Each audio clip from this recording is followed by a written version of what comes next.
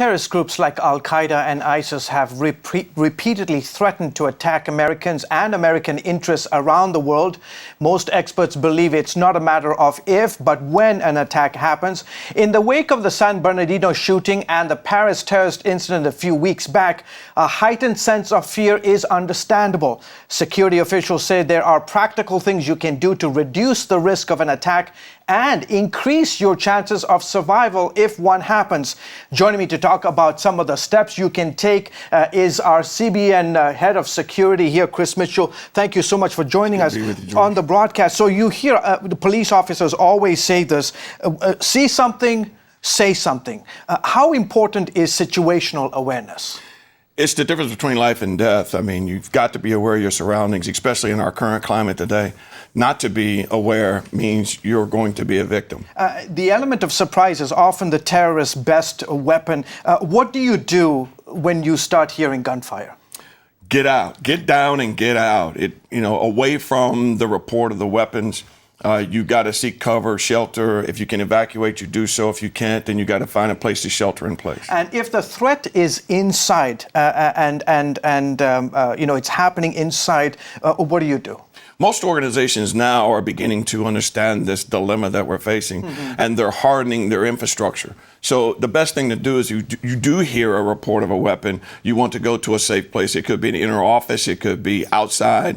It just depends upon the circumstance. There are some places when I travel around the world, I never have my back to the wall or to the door. I'm always looking out front. Is that important? It's very important. Yeah. Just recently I walked into a coffee shop and I walk in the door and there's a gentleman with his back to me as I walk into the door. He has no awareness or no situational awareness of where I am in the midst of coming into that restaurant or coffee shop. Yeah. So it's very important to always be aware of your surroundings, and importantly as well, to know where your exit point and what your exit strategy is. That's right. That is very important, not just in the building that you're working in, a hospital or some kind of a business, but also when you go out to a restaurant, go out to a shopping mall, always look for that neon red, right? Always look for it. You have done, Chris, extensive training when it comes to dealing with confronting active shooters. How do you survive an active shooter like what happened in California this week?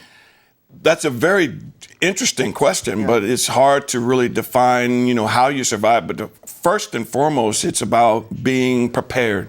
Preparedness begins before you even go out the door. Knowing, being situationally aware, being responsive, and being alert. And once you notice that something's beginning to take place, you immediately respond. That response is dictated upon the circumstances that you find yourself in. People have always told me that when there is a situation like this, perhaps somebody is firing off a weapon, don't stand still. Do the zigzag pattern.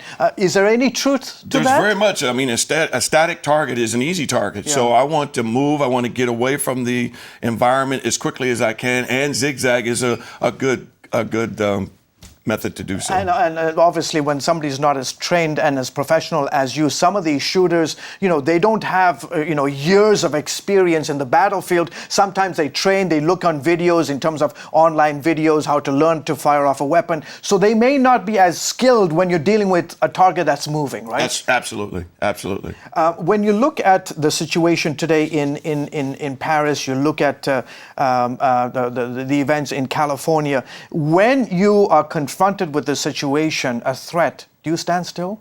Absolutely not. You are going to immediately get down as low as you can and evacuate as quickly as you can. And if you can't, at the end of the day, it's all about fighting for your survival.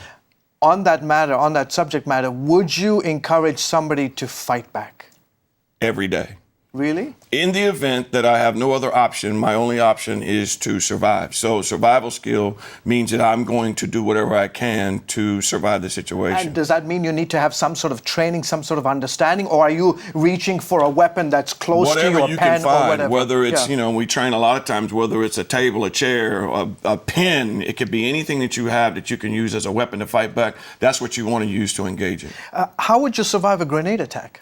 That's difficult, but of course, once again, it's automatically hit the floor as quickly as you can. Duck and cover is the object that you want to do. Yeah. Is there a position that you should take? If you see a grenade rolling towards you, you want to get as far a distance as you possibly can away from it before the blast takes place. If you don't have the time, then you duck and cover and just you're going to try and ball up in a ball. Some people talk about getting into the fetal and why is that important? Why is that important? It's just so you're going to cover your vital organs and anything that you can. Covering your head, covering your chest cavity is very important. There's a lot of controversy with gun control laws and so forth.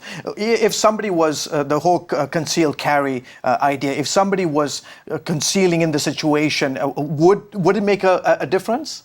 It would make a difference. It's, some of the reports have been that the person that is carrying concealed has become mistaken for the shooter in most cases. So it's important for someone that is carrying concealed to know what they're supposed to do in the midst of that. Yeah. Coming back to this whole idea of a grenade attack, you see this happening in the Middle East and in other parts of the world. When you do have a suicide attack, everybody rushes to the scene to help people. What you have seen, there's a pattern that Al-Qaeda or ISIS or other terror groups will launch a secondary attack. Do you see that? Have you seen that? We see that, and it's important that for us as law enforcement, of course, we're going to attack the event, but we also help those that are we're going to try and help those. But the most important thing is to take out the assailant. So we're going to bypass anybody that's injured, and we're going to try to get to neutralize the threat. Yeah. Once that's done, of course, then you have to look for secondary attacks from any other area. For civilians or anybody else, it is important to be aware of that because you can rush in and become a victim yourself. First aid, is that a good idea? First aid is good for everybody. Yeah. Everybody should be qualified, at least in the basic principles of first aid. And would you carry something like that in your car or with you when you go? I recommend that you do. I do. Yeah. So whether it's just a basic gauze, bandages, tourniquets, those types of things that you can quickly, begin to apply direct pressure to a bleed. Mm-hmm. Would you panic? Would you call somebody to panic? Panic kills, panic kills, as well as complacency kills. Yeah. So, but you can't dictate when a person is going to panic or when they're not. Right. Yeah. The situation will dictate that. Sure. And if you do see someone panicking, you have to take the best interest, for survival for yourself. But if you can help, you can help. And for somebody who's an untrained person, how do you tell them to chill? I mean, the gun's going off. You see panic. People are moving. They're scattering all over the place. How do you tell them to The immediate response to anything like that is going to be chaotic. So it's important to do your best to keep your awareness and keep your focus.